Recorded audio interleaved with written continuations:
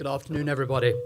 I'm Tom Campbell. I'm Director of the Fine Art Museums, and it's a pleasure to welcome you today for our one final program dedicated to the Tamara de Lempicka exhibition. It's been such a pleasure these past several months to introduce and reintroduce Tamara de Lempicka to our Bay Area audiences. And throughout this process, leading up to it and during it, a key guiding force has been Gioia Mori, to whom we're dedicating today's proceedings. Sadly, she passed 2 weeks ago. She was one of the great champions of Tamara de Lempicka and has really helped bring her back to modern awareness, public awareness, and worked very closely with our curator, Furio Rinaldi, in the realization of this show. Thanks to Gioia and Furio's efforts, it's been a pleasure and a privilege for us to mount the first retrospective exhibition of Tamara de Lempicka in the United States. And we've been incredibly pleased by the audience reception of this exhibition and indeed the media reception. The New York Times dedicated a critic's pick review to the show and described it as swaggering, sapphic, and sensational. And we've had enthusiastic reviews in the Wall Street Journal, the Chronicle, the Sunday Times in London, and most recently on the CBS Sunday morning show. We're only 1 week away from the closing of the show on February the 9th, after which the show will travel to the Museum of Fine Arts, Houston, where it opens on March the 8th, so do tell your friends in Houston. And the opening will be accompanied by a lecture by Furio Rinaldi, who is the co-curator of the exhibition and curator in charge of works on paper at the Achenbach Foundation for the Graphic Arts, which is part of the Fine Art Museums and one of the largest collections of works on paper in the States. Today, Furio will be in conversation with Laura Camerlengo on the topic of Lempicka and fashion in the interwar period. Laura is curator in charge of costume and textiles at the Fine Art Museums, where she has organized a number of groundbreaking exhibitions, Patrick Kelly, Runway of Love, and Fashioning San Francisco most recently. Before I turn the stage over, I want to acknowledge the many supporters of this exhibition, some of whom are with us today, as well as the numerous national and international private and public lenders, some 50 in total, who have generously parted with their Lempicka works for the run of this exhibition. And as today's focus is on Lempicka's fashion, I'd like to specifically acknowledge the museum's textile and costumes department and the textile arts support group, as well, and the department has lent important pieces to the exhibition. I also want to acknowledge Tatiana Sirocco, who's generously complemented our holdings by lending rare gowns from her private archive. So I hope you enjoy today's program, and with that, I'm going to hand over to Furio and Laura.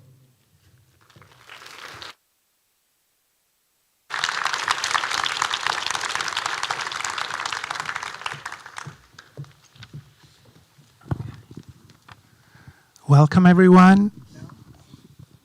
Testing. Hello? Yes. I'm on. Thank you, Tom. I have also a few acknowledgements to make. Tom Campbell, our director and CEO, thank you for believing in this project and for allowing the vision that Gioia and I had for Lempicka to be fully realized in this exhibition. You also greenlit the first acquisition of the Lempicka drawing that we did in 2021, and that kind of sparked the idea of this larger retrospective. And thanks to our public program team that is the organizer and the force behind today's program. Thank you, Laura, for being with me today.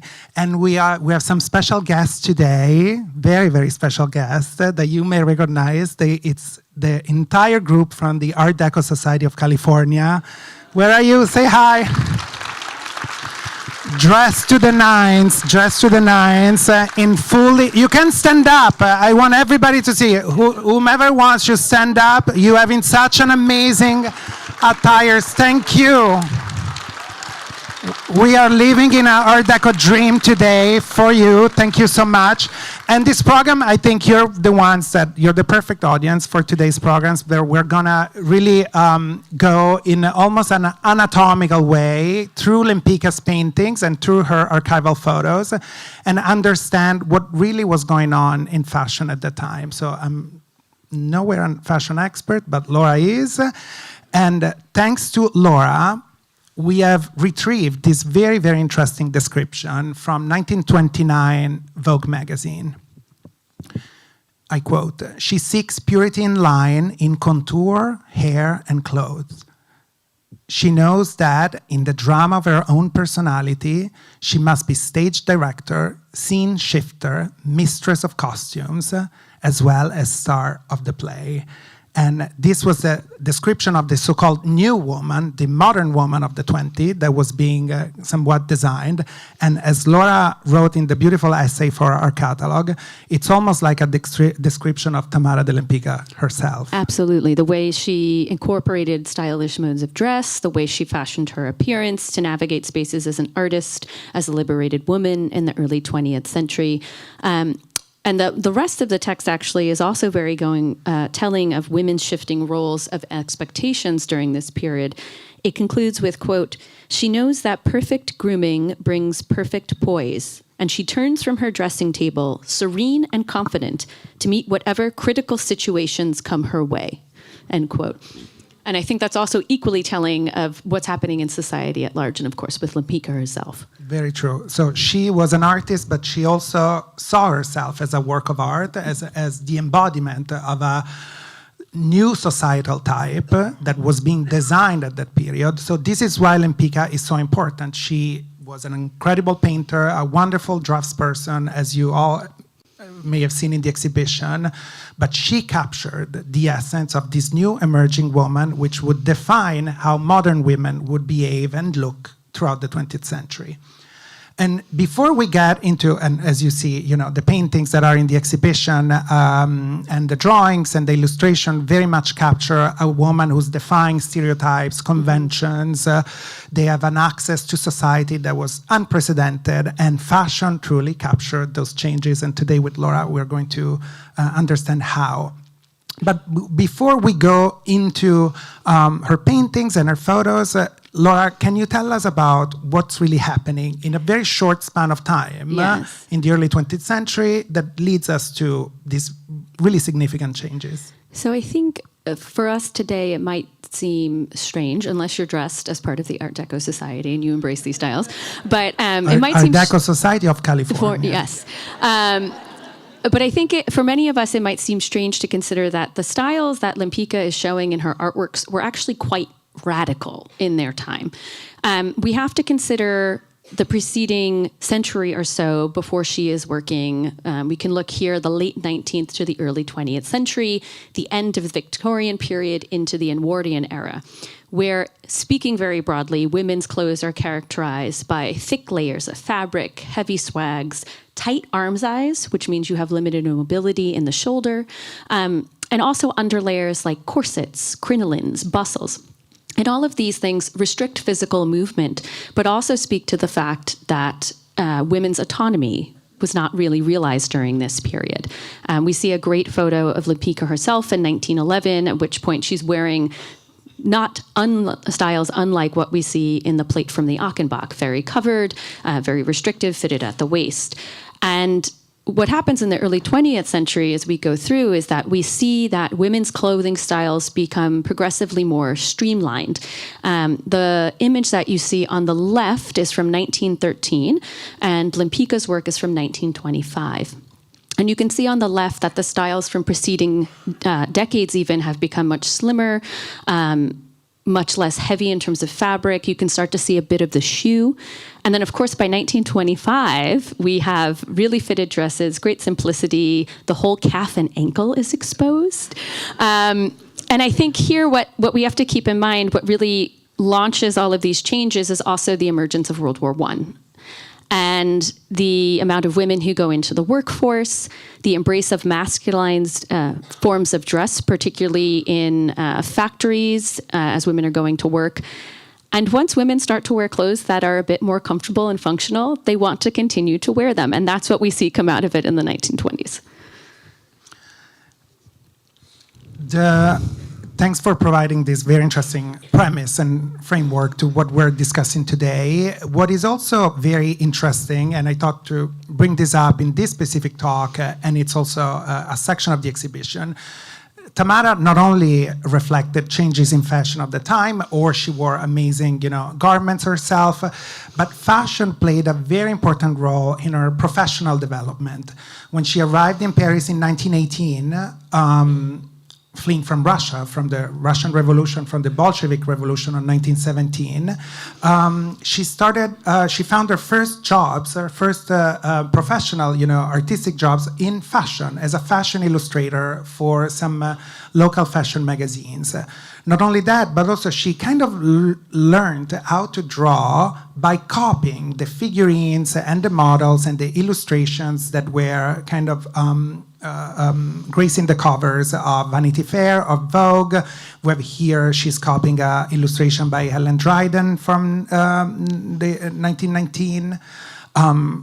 Benito Garcia, a big influence for the drawing that we have in the show. It is a small drawing, but it retains such an energy in its, kind of assured lines and beautiful graphism. Certainly inspired by Eduardo Garcia Benito, 1925 Vogue cover.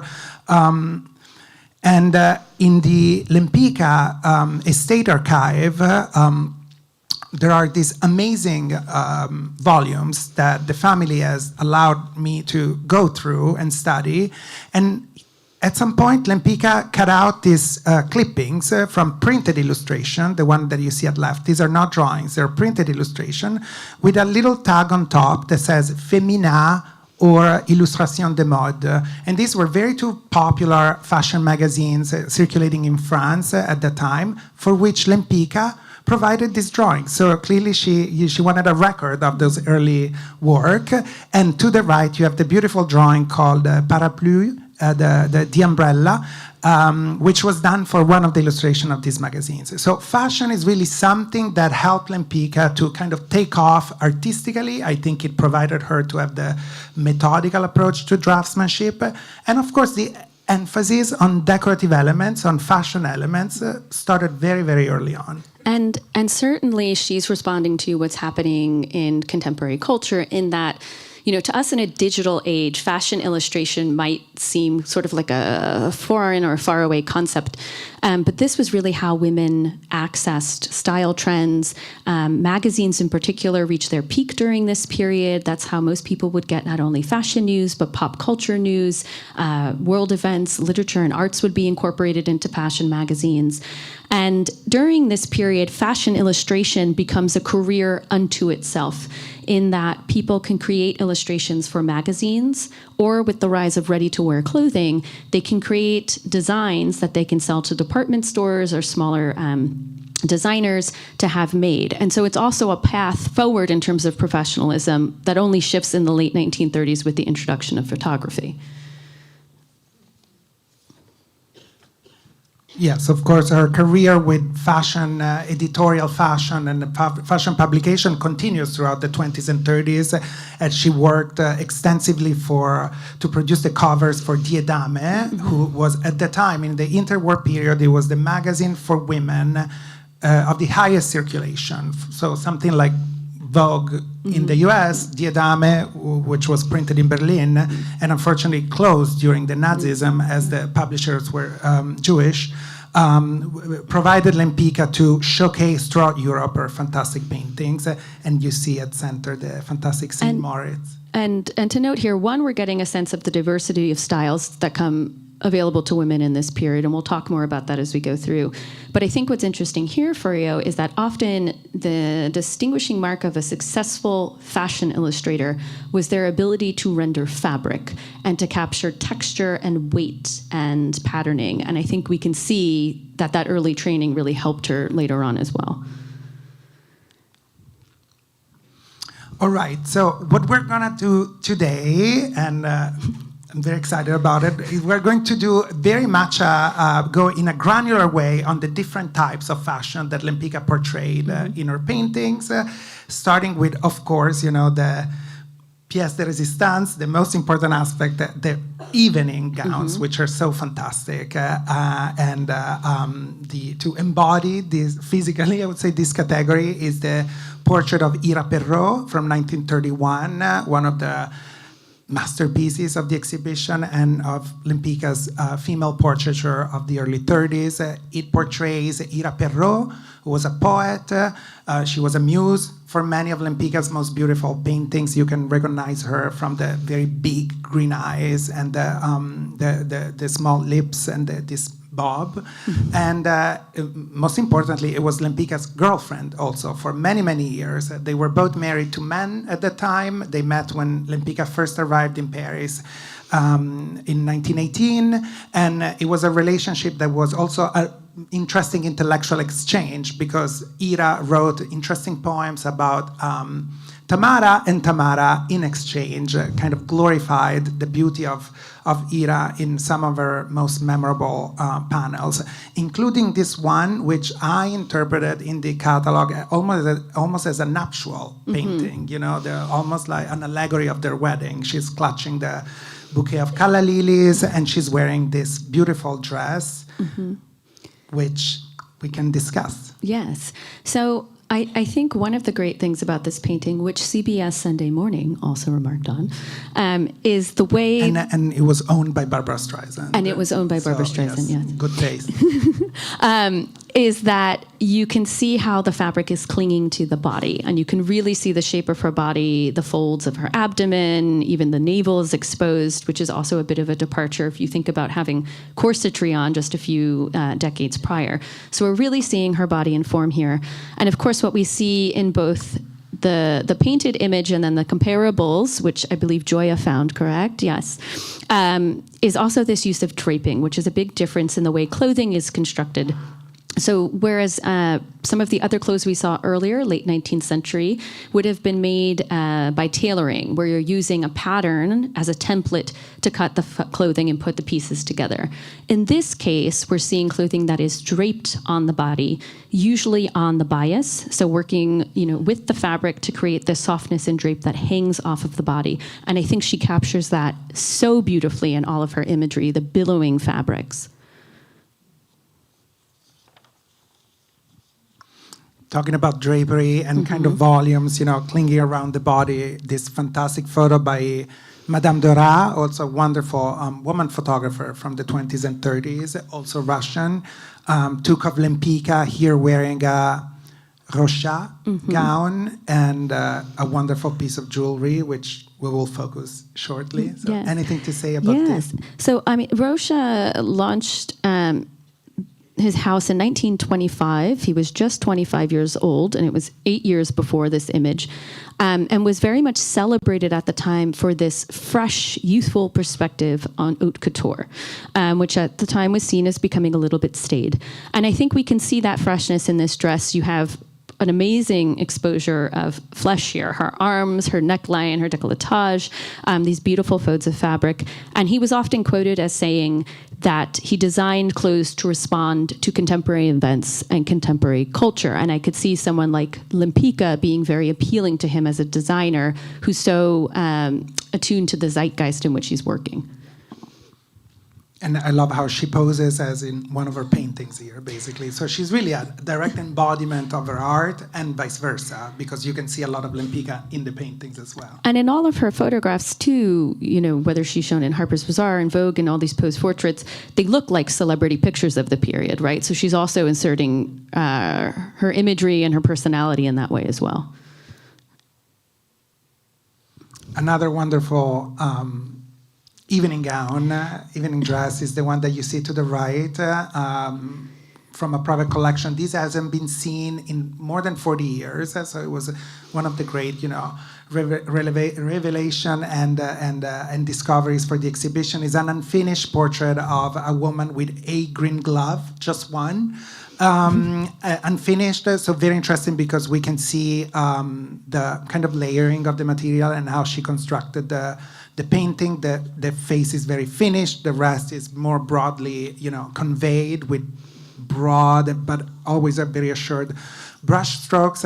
And here we see the signature green, which is one of the recurring colors in Lempicka's palette, yes, but also of the period. Yes. So we're seeing here with it a fashion spread of the period 1932, where you see a black dress, pinks, reds, and greens. And this period of time is a moment in fashion where there's a true celebration of color. And we have to consider that in the preceding decades, World War I, that's when the little black dress emerges. Black becomes a socially democratic color used in mourning around the world. There's a tremendous death toll with the war of 15 to 22 million soldiers and civilians. There's also wartime shortages that impact things like fabrics, the creation of dyestuffs. And once society emerges from that and goes into this booming post-war economy, there is this real celebration of life and color, which we see in fashion at the time. There's an invention of new dyes and new materials, a lot of textiles with lustrous sheens and great drape to it. And I think also this green is something that we talk about in pop culture at large. Furio and I were chatting about, too, the idea of L. Frank Baum's, since Wicked is in the contemporary consciousness right now, L. Frank Baum's Emerald City emerges in literature in the 1910s, and the film is made in 1939. And the idea of the Emerald City, emerald, a color of wealth, prosperity, hope, the Emerald City is a magical new city that comes out of this. So all of this is in the contemporary consciousness. Absolutely. And I think for Lempicka personally, she grew up in St. Petersburg, between Moscow, but the bulk of her young adult life was in St. Petersburg, and the palace, the Hermitage Palace, was just being refurbished in the middle of the 19th century with these amazing rooms covered with malachite, this semi-precious stone that was particularly rich in the Russian soil. Gigantic monumental vases done of malachite. There's a malachite room at the Hermitage, and I think that specific hue remained in her mind and is the exact color that you can see in many of her paintings. But of course, it was kind of a zeitgeist, color during the 20s and the Art Deco. So here we have, thank you for the amazing collaboration with the textile department that allowed the woman in green to be accompanied basically by its direct inspiration. The painting, let's see, here it is, of course. It's the icon of the exhibition. It is an icon itself. It has this size, the small size, and the preciousness of color, and the polished, enameled finish of a Russian icon almost. So it is done in 1930, acquired by the French state in 1931, as it was instantly recognized as an emblem of modern painting, and for their new museum of living artists. And it's a woman striding for the future. She's the embodiment of something that is beyond the actual image. She's an emblem of an epoch. And even people that have never heard of Lempicka, when they come in the galleries and they see the painting, they recognize it instantly as something they've seen before. So among the many pleasures of the collaboration, with you, Laura, is that you allowed us to really expand also our understanding of this painting by focusing specifically on what type of dress she's wearing. Well, the Costume and Textile Arts Department was just really delighted to be able to share some of our 20s and 30s collections in the exhibition. And I think you did such a beautiful job incorporating fashion and material culture of the period to help round out the understanding of Lempicka and when she was working. This particular dress, you can see, has a slightly shortened skirt and a streamlined silhouette, very much unencumbered by corsetry. You can see it has a great amount of pleating to it and also a bit of a natural waist. This particular dress actually appeared in Vogue magazine in 1930 in black, and it was deemed appropriate to wear during opera season. And I mention this because we don't know exactly where our dress was worn, but I I'm tempted to think it was probably worn to the San Francisco Opera by whoever owned it previously. And we know it was retailed and came into San Francisco through a local importer by the name of Nellie Gaffney, who had a shop here from 1927 to 1967, and she was known to travel internationally to bring fashion into San Francisco. And here, again, to provide more context to this incredible green that Lempicka painted in her portraits, you have brought up another clipping from Vogue, I assume from the period, and going through the archive material provided from the Tamara de Lempicka estate. And again, we're deeply, deeply grateful to the Tamara de Lempicka estate and Marisa de Lempicka specifically for allowing the use of many material for this exhibition and kind of blessing this project with their, approval. And I found this clipping from, I cannot really read my glasses are at the Legion of Honor, sorry, so I left the glasses. What date is this? 41, yes, 41, and we can see, if you read the caption, this is Lempicka already in her Baroness Kufner era, so she already moved to the United States, and, she's fully settled in Beverly Hills. It said Lempicka's paintings, blah, blah, blah, and then it says, her parrot green gown of crêpe marocaine cut on the bias, clings on the body, designed by Swarovski, who also dressed the Duchess of Windsor. And we did some search on this Swarovski, who's seemingly Polish name and designer. Nothing, right? Nothing yet. So if you know any of it, California Art Deco Society, that's a name because Lempicka was wearing a parrot green gown. Yes, and just to note, the inclusion of the spread is just to emphasize again these strong sort of green hues were just very much typical of the period that we see in her work and also in our own collection. Parrot green, emerald greens, sulfur green, which doesn't sound appealing to me, but was well regarded in the period. So just to give some contemporary context for what the time period that Lempicka is working in.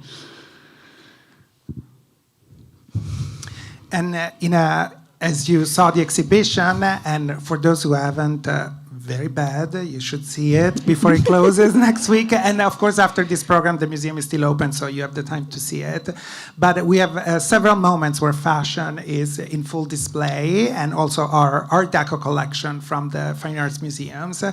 And the textile and costume department was very generous in selecting some pieces, but our collection was complemented by incredible loans from the private collection and archive of Tatiana Sorocco.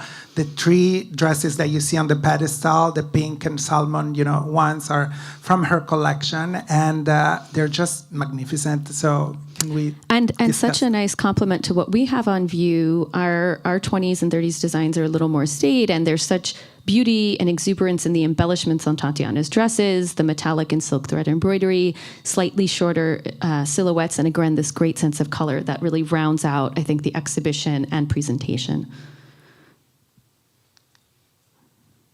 So next to Tatiana Sorocco's dresses, we have the Madame Vionnet from our own collection, gifted by Mrs. Wilsey in the early 2000s. And again, another stunner from the period. Yes, and we're excited to have it out. It was acquired in 2001 after being shown in a show of art fashion in 1997 at the Guggenheim in New York. The artist in particular who she collaborated with, Ernesto Tayet, was part of the Italian futurist movement, and they first connected when he designed a logo for her fashion house. He ended up designing sketches for her for Gazette du Bon Temps, where her work was featured. And then they started to collaborate on clothes. If you're familiar with the futurist movement, you'll know that they were very much inspired by the idea of universal clothing. He doesn't go quite that far with Vionnet here, but I think you can definitely see the use of geometric shapes and that feeling of flatness that's very typical of the futurist represented in the work, and then a comparable sketch on the right side. And very typical of the futurists is also the emphasis on dynamism and technical processes that you can see almost in the, the lines reverberating, into the space. I want to clarify also, which is very important to understanding Tamara de Lempicka as an artist, that unlike other fellow artists of the period, Sonia Delaunay, Marie Laurencin, Alicia Alica. She never branched out into fashion design or furniture design or theater design. She wanted to be seen and recognized primarily and exclusively as a painter. So this is why you see also the look of the exhibition is very much of a rigorous painting retrospective, and never really wanted to be, in her mind, of course, marginalized in what were considered decorative arts of the period.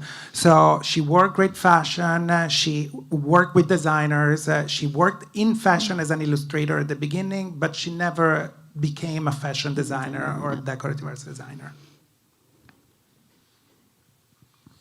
And again, this is the last dress of the exhibition, another great loan from the collection and archive of Tatiana Sorocco. This kind of anchors the last room of the show with its drama and very deep hues, kind of celebrating the American period of Tamara de Lempicka.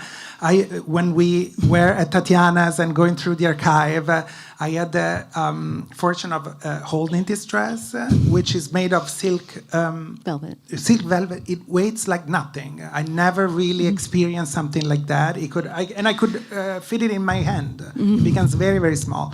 So what can we say about this? So it's a really fantastic example of the work of Madeleine Wallace, Jean Paquin, from 1932 to 1933.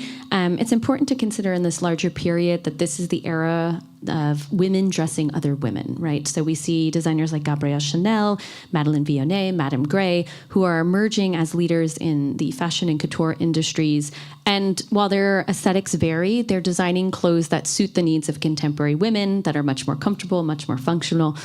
Here, I think this is just such a spectacular dress with the beautiful silk velvet, as you've noted, that wraps around the body, but also offers this ease of wear and movement. And they knew each other also.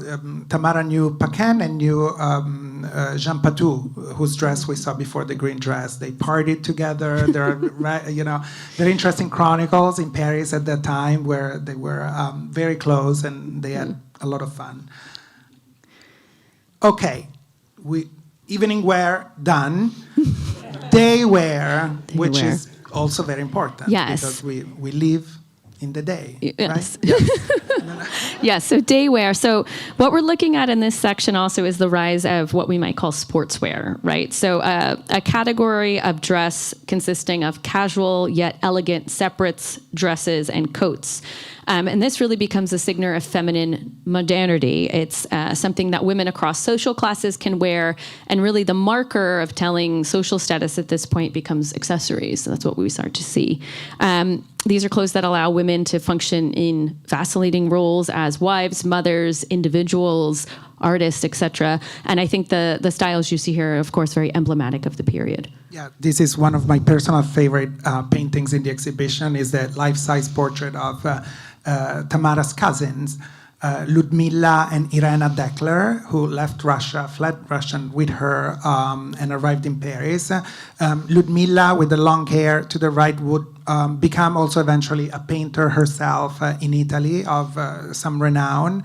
And they're wearing two very typical examples of they wear, right? Of women who work and... yeah, and I think what's interesting here is we'll talk later about the use of fur in a lot of her images. Here it's not a fur, but it's the actual length of her hair that gives you the sense of a stole wrapped around the body.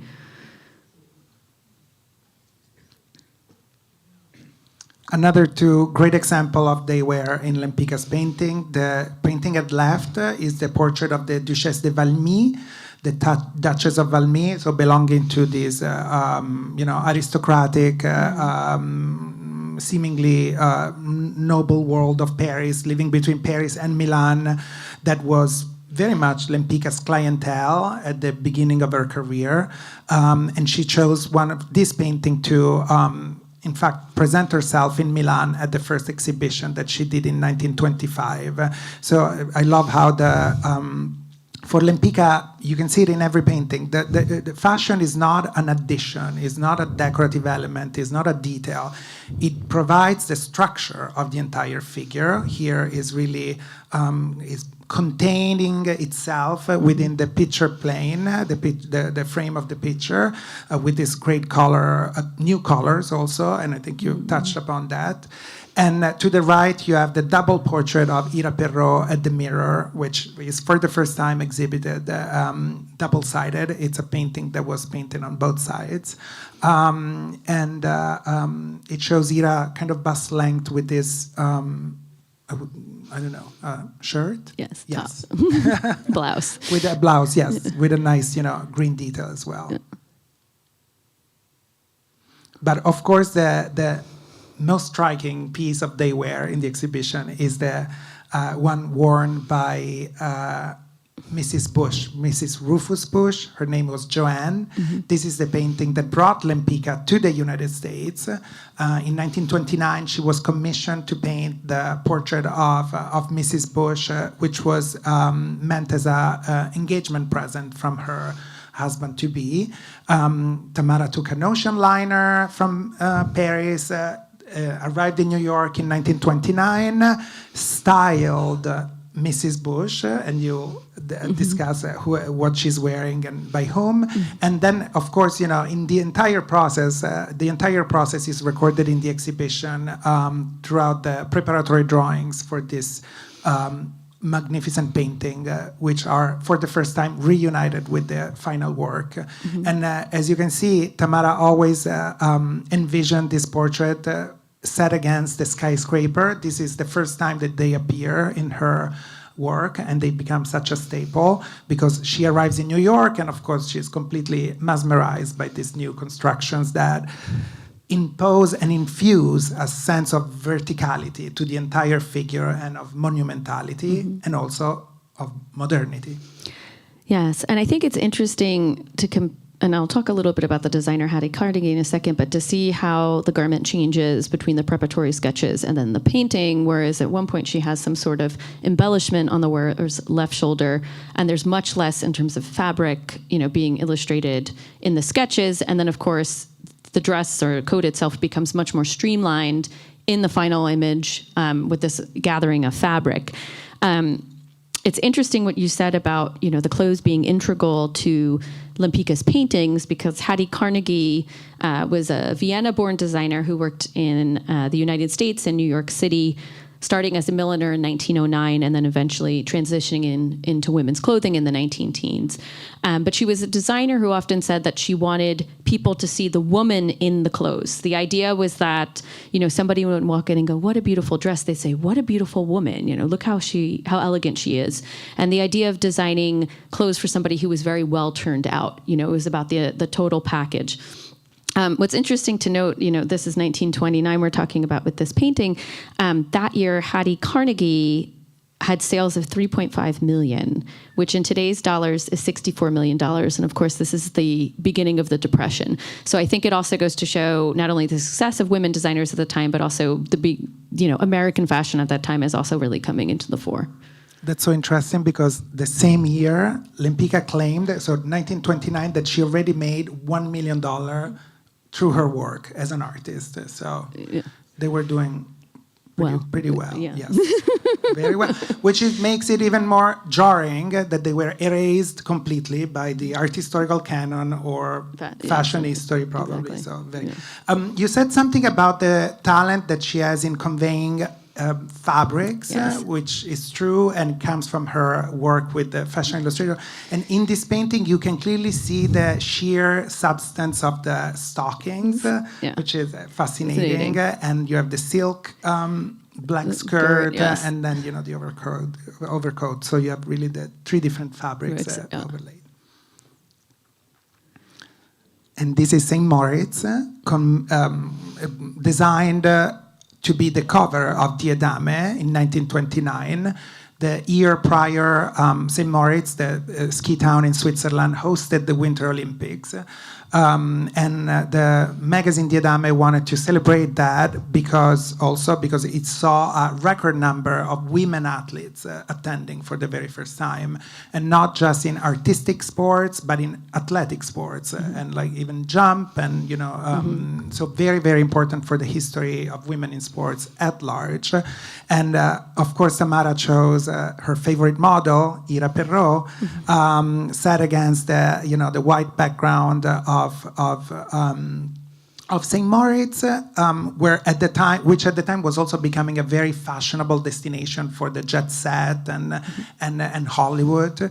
And Gioia Mori, for the first time, connected this sweater, this turtleneck sweater, to a piece by Jean Patou. And to your point, this is really a watershed moment in women's sports history in the 1920s, with women really starting to compete and organize on a mass level. Of course, it's not a seamless transition. There's still concerns about women being too competitive and getting, sort of riled up by rivalry. But it is a really important moment, and certainly we see clothing for sport figure a lot into Lempicka's work as well, including on the next slide. Yes, you can see that sportswear and women in sports is a recurring aspect in Lempicka, as she was capturing this woman, defying convention to what was allowed and not. Yeah, so on the left, of course, the famous portrait of her, self-portrait, where she's wearing what is probably a driving cap, gloves, a scarf, and perhaps the utmost symbol of female autonomy. She's driving a car, a Bugatti, if I'm not mistaken. Yes. Yes, the imaginary green Bugatti that doesn't exist. To answer the question, because that comes up a lot with this, of course, special green. I love what Barbara Streisand wrote in our catalog about this, and she said, "It's a woman that knows where she's going." Mm-hmm. Yeah, and then on the right, an image of Cassette, her daughter, in tennis whites, which was, of course, a very popular for sport for women in the 1920s. Tennis whites really emerged for women in the Victorian era, but the practice of wearing white for tennis actually goes well back into the 16th century. And it was a color worn because, one, it minimized sweat stains, it helped players stay cool, and it also had this social status connected to that, in that it was hard to keep white clothes clean and required a lot of labor in the production of white clothing, and then also in the laundering as well. Of course, we're talking about very affluent, yes. layer of society, both in Europe and in America. So that's important to, of course, clarify.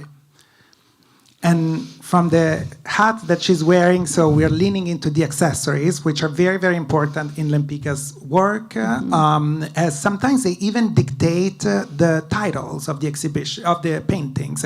This one that you see here is called the straw hat, but we have also the green scarf, the blue scarf, the green glove, the orange hat. So sometimes she chooses the accessory to title the entire painting. And here, a wide brim straw hat. I think when we think of the 20s and 30s, we often think of very small, tight hats, which is typical, but there is some wear of wide brim at this time, arguably more of a summer, spring image, judging by the inclusion of flowers and also the gauziness of the dress as well. Yes, I believe that here she was truly inspired by Rosalba Carriera, the 18th century artist, Venetian artist, who was also producing very similar symbolic images of women that were reflective of the seasons or the continents, with a strong symbolic value by adding an element. And Lempicka makes it modern by making the fashion of the time. Yes, so that's exactly what I'm saying. The two women with the cloche hat that you see in the exhibition, and in the drawing, the beautiful drawing that is on loan also in the galleries, show this very typically shaped hat. Yes, and we see some in this room as well, yes, so you might look to your neighbor. And of Raise course, your hand if you have a cloche hat. Yes, yes, 1, 2. Excellent, thank you. Brava. Yes. So they're fitted bell-shaped hats for women, coming from the French term for the word belle, often been made from wool, which we see in a lot of, we can at least guess in a lot of Lempicka's paintings. Initially, the cloche was said to have been invented by Caroline Ribou in 1908, but they become really popular in the 1920s until the 1930s. And it's also, part of this hat wearing also kind of coincides and complements the wearing of short cropped hairstyles for women. You could think of the Eton crop, which was famously worn by Josephine Baker, the American-born French singer and performer. So very much of the period in what we're seeing here, and also she's also wearing. Other types of hats sported by Lempicka throughout the 30s and even 40s by Rose Descas, right? And the Lemonnier to the left. And Laura, as we were researching and for this lecture, she went through the historic archives in her department and found these Vogue illustrations depicting almost exactly the same hats. But what most striking to me is that they look like Lempicka, the little figurines. It's just like her. Yeah, there's definitely a synergy between the two. And the 30s is such a fun period of time in terms of hats. It's a very experimental and whimsical period in headwear. Elsa Schiaparelli in 1930 launches the Mad Cap, which is a knit hat that could be shaped and stretched according to the wearer's preference. It's an international success and I think really sets the tone for the decade to come. We can see in general the shape of the sizes is quite small, but the hairstyles have changed. It's a bit longer. You can see it's permed at the end with these glossy curls. And in terms of the shape, we're seeing she's wearing a lot of styles as they're coming out. So one of the spreads that I found was, you can see cut from cloth, which is talking all about these soft headwear forms or hat forms that have come out from the milliner designer Rose Descas. And then there's a photo of her wearing a same hat the same year. So she's obviously somebody who's very aware of what's going on in contemporary fashion. And to note also, many of these designers, of course, were in Europe, but we see the export of all of these styles into the United States. So the designer she's wearing, for example, retailed at Bergdorf Goodman, Bonwit Teller, Saks Fifth Avenue, New York, and then was sold by smaller importers throughout the US. So that's very interesting. How central was Paris at that time for the fashion, industry? I mean, of course, still very much central and indispensable in a lot of ways. And then we have the importation and exportation. Of course, periods of war disrupt the relay of information and fashion designs from Europe to the United States and other places. And we do see in many areas around the world this interest, nationalistic interest in building, say, an American fashion industry or a South American fashion industry, et cetera, because there are moments in time where Paris is no longer kind of the central focus. And that's a very broad, I should say, explanation that I just gave for about 50 years of history. So she looks stunning also in all these photos. And it was Tom's idea to have welcoming the audiences with a big blown up photo of Lempicka in the first room. So that is such a successful design element. And you see the photo at lower right. More hats. When she moves to the United States, these photos, again, are from the Lempicka archive. To the left, she's in New York with this veil and this big hat.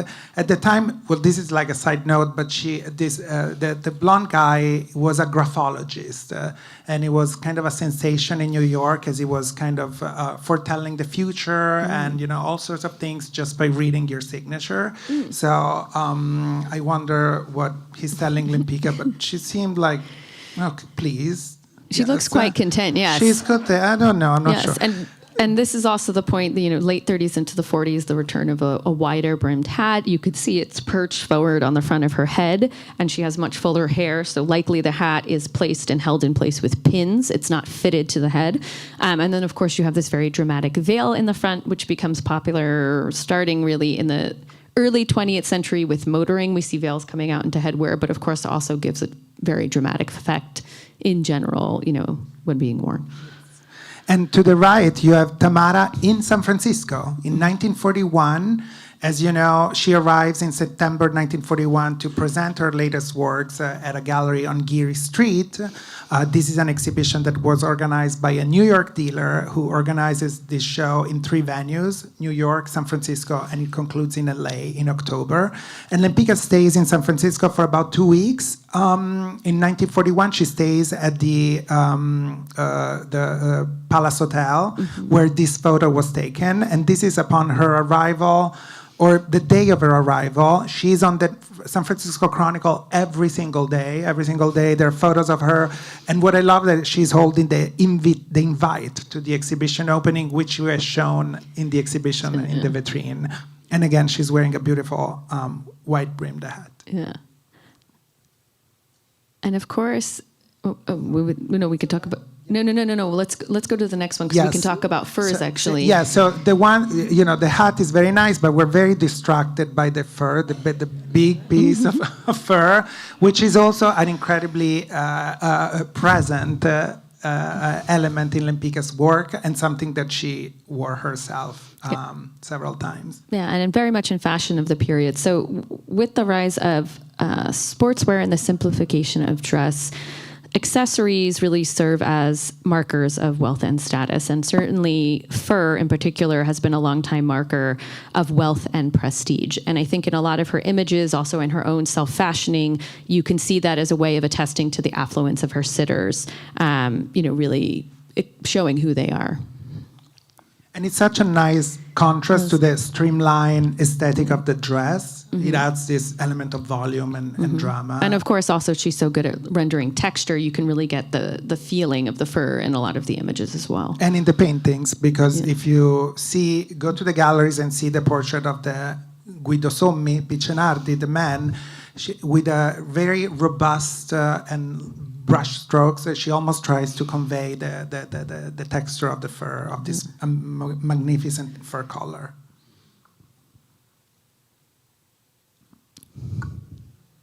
Jewelry. Yes. And I wonder if do you want to start with a bit about diamond bracelets and the importance to her? Yes. Okay. Yes. So the legend says, the Kizet biography says that Lempicka was so traumatized by the Russian Revolution that when she escaped, she had almost to run overnight with her young family, that she couldn't really bring anything with her, but only her jewels, which were very easy to hide, and you can really stack them. And but once she arrives in Paris, they carried on just with her jewelry for a couple of months. She had to, rent a place, and then she's starting as an artist. Her daughter had to go to school. Her husband didn't want to work, nor he had connections in Paris. So it's really up to her to sustain her young family. So she's selling the jewelry. So she's selling the jewelry, all of her jewelry gone. So she said, okay, I'm going to start working as an artist until I have jewels back, until I have my jewelry back. And this photo shows that when she gained them back in the 30s, these are beautiful photos that were published on L'Officiel de la Couture et de la Mode in the 30s, where she's really sporting some magnificent piece of jewelry. Yes. So convertible jewelry is very distinctive to the Art Deco period. Also influenced by contemporary events. We can think of the 1929 stock market crash. It was jewelry that was versatile, in that, as you might get by its name, you could purchase one item and wear it a multitude of different ways. So, for example, this bracelet has a brooch in the center that can come out and be worn as a separate piece of jewelry. A number of jewelers offered versions of these styles. Cartier makes a necklace that can become a diadem for the head. Boucheron makes clips for the shoulders, not unlike the parrot green dress image we saw where she has the little clips. Those can come together and form a pin. And then more complex examples of necklaces, long necklaces that turn into 5 or more pieces that can be worn. And it's a very practical way of maximizing your jewelry wardrobe.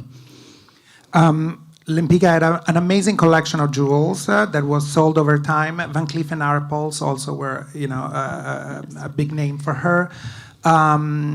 Angelica Houston is one of the great collectors of Lempicka's known jewelry that comes directly from Lempicka, and she wore pieces from her collection when she won an Oscar in 1986, so you can find that online. But the big cuff that you see at right was brought to my attention by their current owners who live in Australia, in Sydney, Australia. And they very kindly shared images of it. So that is the exact piece that Tamara is wearing in the photos. And I don't know. They and it's pretty lend it. spectacular. Yes, I think it's pretty spectacular. Sorry. Yeah. Yeah, really amazing. Well, and I understand why they're very fond of it. Right? Yes. Yes. And the passion, I love this photo of Tamara in her last years in Cuernavaca, Mexico, where she passed in 1980. So jewelry and fashion and, in a very flamboyant way, are very much part of her life until the very end, as her cigarettes, of course. Mm-hmm. And what you can see here on the forefront is the giant topaz ring that is very much part of her mythology in a way, as it was gifted to her by Gabriele D'Annunzio, the author and war hero, whom she had a very interesting exchange with in 1925.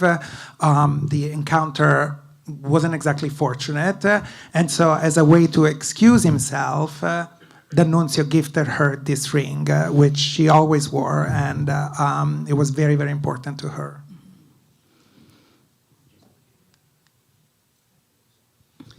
And as we're leaning towards the end of the Lempicka's life and our talk today, of course, yes, Lempicka captured a woman at height of her power, confidence, financial access, sexual liberation in the 20s and 30s, but she remained fashionable throughout her life, as we can see in these amazing images done in the 1950s and the 1960s in Houston. Yeah, and I think what's interesting here in terms of what she's wearing, so on the left she's wearing a cape by Schiaparelli, who was an Italian fashion designer known very much for her sort of surrealist-inspired imagery, and who was also the toast of the town really in the 1930s. She flees Europe for the United States in 1941 with the outbreak of World War II.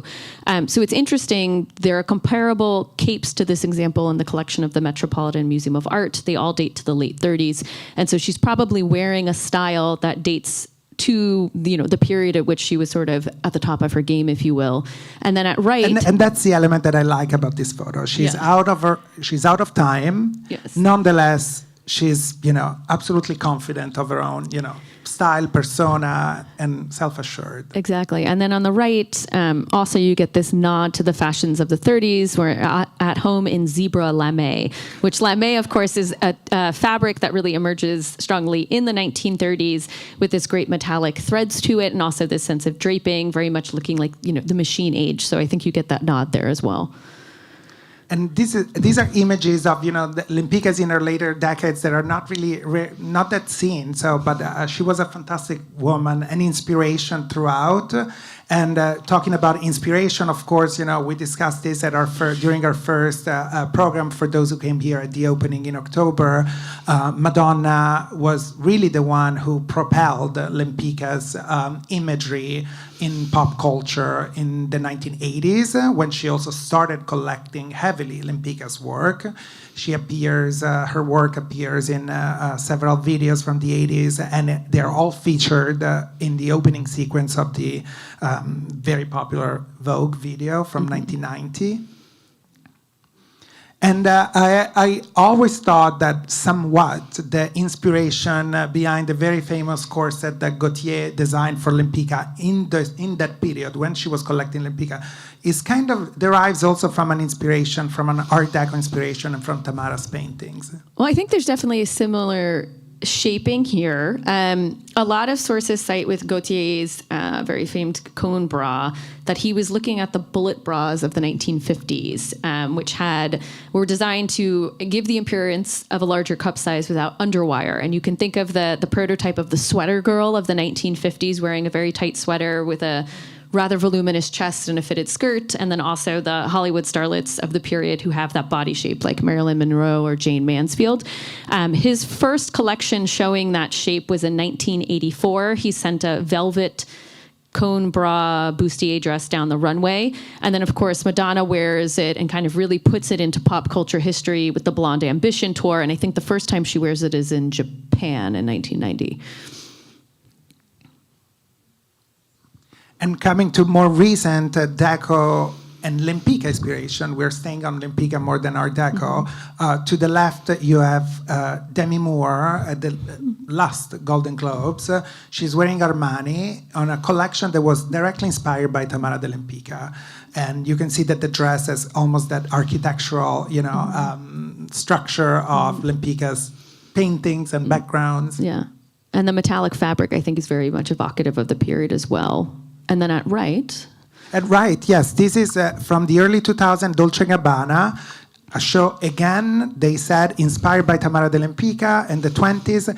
And in the show, there was a Tamara de Lempicka actual painting. In the show in Milan, that you can see there, is the portrait of the Baroness Treves with the fur collar that we saw before. So she was very much a direct inspiration and an actual presence in the show. So it was very cool to show it to you. So an enduring legacy, an enduring inspiration for fashion. And I think your essay is so great in the catalog. It's called Fashioning the Modern Woman. Among the many reasons on why you should buy this catalog today. On sale. Buy the catalog. On sale now in the museum stores. Now, the museum store. Furio can sign it for you. Yes. And it's been really a joy to speak with you, to work with you. Thank you for your consultancy and your help with the selection of the dresses in the exhibition. It's been a joy to do this exhibition. This is the last program of this show. The show ends in a week. I cannot believe it. And I'm happy to take some questions, of course, and especially for Laura if you have fashion questions. But before we take some questions, we saw amazing fashion pieces. And many of you, especially from the Art Deco Society of California, collect, I assume, historic fashion. For many, it's seen possibly as a very inaccessible, mysterious world. So since we have the fortune of having Tatiana Sorocco here, I don't know if you want to say a few words on what does it mean to collect fashion. And to you can, yes, take the podium, Talia, of course. Furio and Laura and Tom for including me in my pieces in this fabulous exhibition. My journey with collecting vintage fashion started by accident. When I arrived in 1990 from Soviet Union as one of the first Russian models to work in Paris, my idea of fashion was completely different than what's existed in the world and in the West then. And I thought I'm going to be so individual after wearing uniforms in Soviet Union, only to be shocked and surprised when I went to the first cocktail party, seeing women wearing the dress of the season, the shoe of the season, the bag of the season. And I said, absolutely not for me. And with first money that I ever made, I bought, with my Russian mentality, a fur coat. A mink fur coat in a style that you would now call it the mafia wife. Because for a girl growing up in Soviet Union, you really made it when you have a mink coat. Because in Russia you have 10 months of a terrible weather and 2 months of little sunshine. So wearing that coat, my agent looked at me and said, absolutely not. You look like a Russian prostitute wearing the mink coat to the floor. And she took me literally by hand to the vintage store in Paris and said, buy this. And when you don't know what to wear, buy 1920s dress. And that's my love affair with 20s and 30s fashion started. And the dresses, especially the 3 beaded dresses that you see in the exhibition, I wore with like leather jacket and jean jacket, running to the Gossis and castings in Paris. And I noticed quickly enough when I would stop by to see a fashion designer they would not look at me, but they would look at my dress. Where did you find it? Who made it? And they would look at the beading. And I said, that's good. So they booked me because of my clothes. and being, that's how I start collecting literally by accident. And the fourth dress in the exhibition, that fabulous velvet Jean Paquin dress, was given to me by a friend of mine, Dominique Siro, a fashion designer who designed for the house of Hanai Mori at the time. And as a payment for his show, he did first couture show and invited me to work, and cannot pay the rate and just give me that dress that belonged to his mother, who was a fitting model for House of Paquin. So it's kind of my personal history with that dress. And but I'm so glad to be part of this fantastic exhibition, because when you look at fashion, especially of certain fabulous period as 20s and 30s, you understand that the hardest thing in fashion is to do something that becomes instant classic. And looking at those dresses, even, you know, on the paintings of Tamara de Lempicka, you can see that any of those things, you can wear it now and look absolutely chic. That red dress at the portrait, dress code, that's what Kate Middleton wears now. Every appearance when she goes out with coat dresses, that Tamara de Lempicka made it so fashionable. And another detail that I love looking at her paintings, that in the 20s and 30s fashion, the makeup is so domineering, and that little thin eyebrows and lips and nail polish has to be the same. And at the red painting, the nail polish have French tips, which is such a charming details when you look at fashion in art. And I think she was very inspirational, Russian-born like me, and fantastic journey and fantastic exhibition. And thank you for including me to be a part of this fabulous journey. Thank you, Tatiana. Thank you for this beautiful memory. It was a joy to have your things. So questions for us, for Laura, for Tatiana, for everyone. We have people with mics. Anyone? Yes, I'll go with you. Hi, thank you. You mentioned futurism kind of early on in the talk. Okay. Can you hear me? Yes. You mentioned futurism early on in the talk, and I was kind of hoping you could discuss further the relationship of futurism and the fashion at the time, and kind of how the fashion is portrayed. Shall I take this one? Yes, I think everything that has some sort of a resonance with fragmented lines and reduction to geometrical shapes, emphasis on dynamism and process, as some sort of nod to futurism, which it's founded in 1909, so previous decade. So in a way, it was an avant-garde that was already been surpassed by Cubism and other things. And it was, I think the relationship of futurism and fashion pertains theater more than actual wearable fashion. Yeah, the V&A collaboration was distinctive to that particular designer. To Furio's point, it's much more of a theater collaboration, something to consider. Yes. Okay, my question is, how did you connect with Tina on what Tina had to help you show you? Oh, Tatiana. Tatiana, yes. Yeah. How did you know that she had that? So there have collection. been many exhibitions of Tatiana's collection, and there is a book, Extending the Runway, showing her collection, and I had been familiar with it, and so when we were thinking of, okay, we have some 20s and 30s in the collection, but it's not a strength of the museum's collection. Who else could we go to? Immediately, Tatiana came to mind.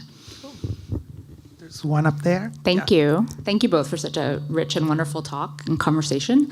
Obviously, fashioning the modern woman, to refer to Laura's essay, is really the focus of this talk and the project, given Tamara's kind of wonderful history and career. But I'm wondering if you could speak about the menswear depicted in the paintings and kind of the history of menswear, even though it's a far more subtle kind of trajectory, of course, of the 20th century. I think it'd be interesting to hear your thoughts on that. Thank you. It's funny. Thank you, Anne. It's funny. We initially thought we would talk a little bit about menswear, and then we got so overwhelmed by the depictions of women in women's clothing in her work that we thought, okay, that's what we're going to focus on here. But certainly in menswear, a lot of the staples that we wear today, of course, become very much part of the uniform and method of dress in the 20s and 30s. I think we saw a few, anyway, examples of menswear with, wool coats, tuxedos, suiting, things that show authority to men in dress, which also becomes important to convey in the post-war economy, where men are coming back and are reasserting themselves in workplace spaces, and women are sort of getting told to go back into the domestic sphere. But it isn't, I would say, and Furio, please disagree, it's not really a focus of her work as much as women in women's clothing, and it's not a strength of our collection either. So that's sort of why in the talk today and also the publication we focus more on women's. Yeah, but it's a great question, and because she is known for her portrayal of women, female nudes and portraits of women, I kind of wanted to surprise the audiences as they were coming in to see the exhibition with that fantastic, array of male portraits that you see once you enter, starting with Taddeu's with the beautiful double-breasted black trench coat, the Marquise Sommi Picenardi with the fur collar, and the Prince Harry stuff with the beautiful suit done in Milan, apparently. So I think we should do another talk on men's fashion. And yes? I think we're a little over time, so maybe one more. One more. Yeah. Yes. I'm wondering, hello, my name is Andrea. I'm wondering if you can speak to what social forces in the 20s and 30s were driving it to become such an iconic period and something to replicate in the future and keep track of. Yeah, so, so much happens in this period of time, and we have to talk a little bit about what's happening before it, right? The outbreak of World War I and the mass devastation caused from that event. You go into a period, of course, where there's continued activism around women's suffrage and getting the right to vote. We see women going into the workforce in larger numbers as a result of the wartime effort. These were all things that had been percolating at the end of the 19th century, but the war, I think, is really an impetus for that change. And then continuing into the 1930s, there's also economic instability. We have the Great Depression, and then the outbreak of World War II. And so there's actually so much that happens in a very short period of time that impacts this entire generation of people around the world and the outcome, that comes out of it. And I don't know if there's anything. Absolutely. There was also a sense of hopefulness for the future, for progress. There was a faith for technology, something that we have lost, maybe rightfully, especially recently. Technology progress was seen as a benevolent force, not seen as fearfully as we do today. So there was an entire movement of people that wanted to move on and forward to better the society collectively. So, Laura, thank you so much. Thank you. This has been great. And we're available here if you have questions. Thank you.